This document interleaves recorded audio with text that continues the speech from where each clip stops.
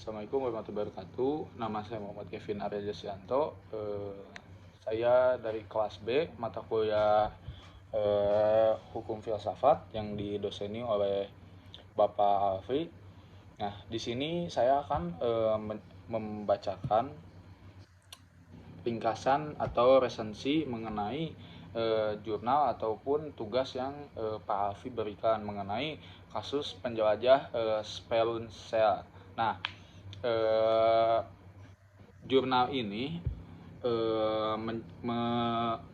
menjelaskan mengenai 5 penjelajah yang terjebak di dalam gua. Nah, 5 penjelajah ini adalah anggota Spelunzean Society atau sebuah organisasi amatir yang tertarik pada eksplorasi gua gitu.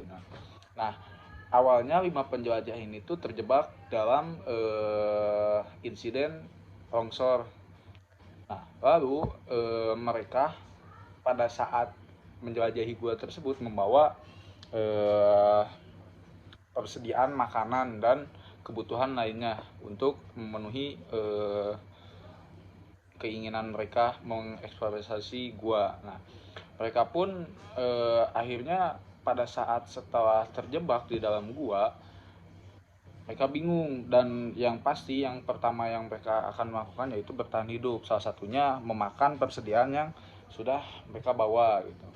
Nah, lalu karena tak kunjung datang penyelamat, akhirnya mereka pun kehabisan bahan persediaan makanannya tersebut, maka mereka pun kebingungan untuk bertahan hidup. Nah, terjadilah insiden atau ide yang dikeluarkan oleh salah satu dari 5 penjelajah tersebut.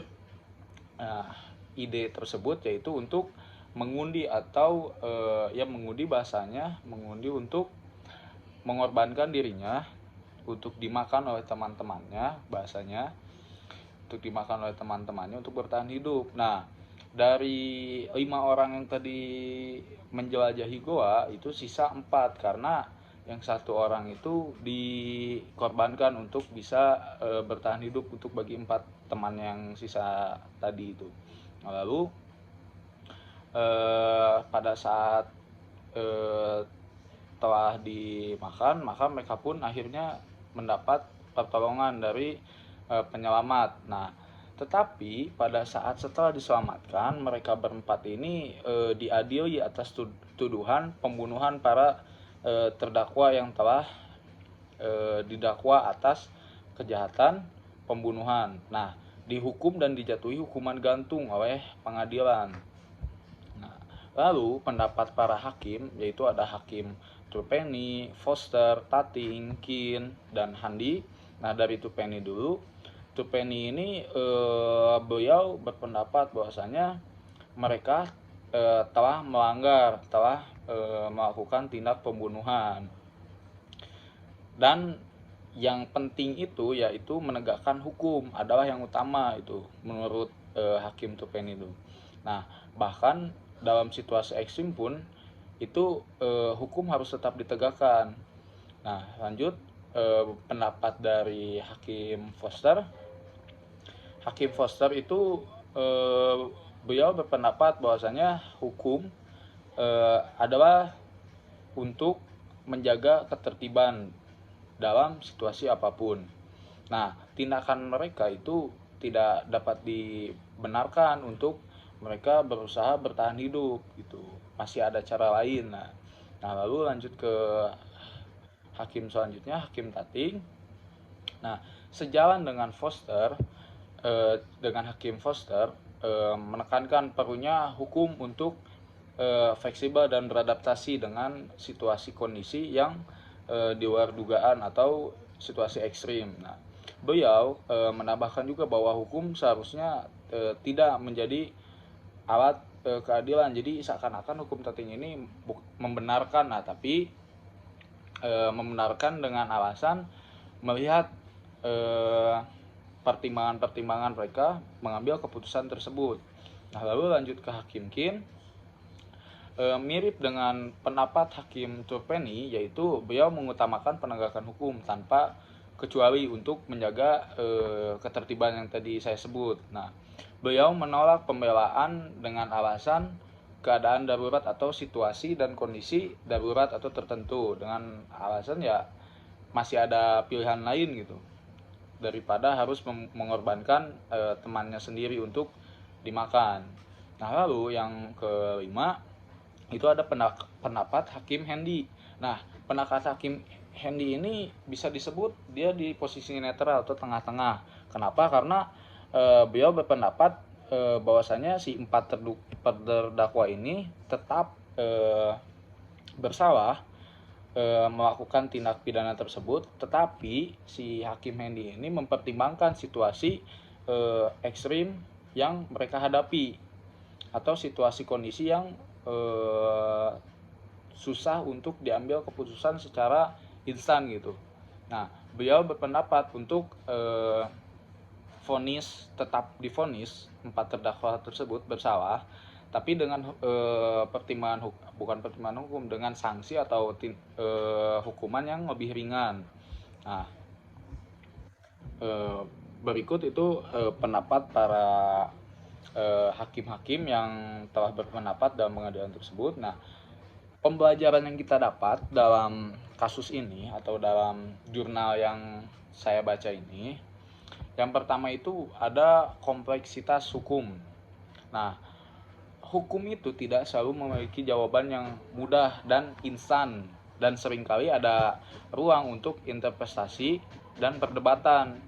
Nah, lalu ada poin yang kedua mengenai pertimbangan situasi individu. Nah, hukum itu harus mempertimbangkan situasi individu atau kelompok dan tidak hanya aturan baku atau kaku. Jadi meskipun mereka telah melanggar hukum tertulis, hukum atau peraturan yang ada, seharusnya hukum itu mengerti alasan atau penyebab dari mereka melakukan tindak pembunuhan tersebut. Nah, lalu ada poin yang ketiga mengenai pentingnya niat baik dan konsekuensi tindakan.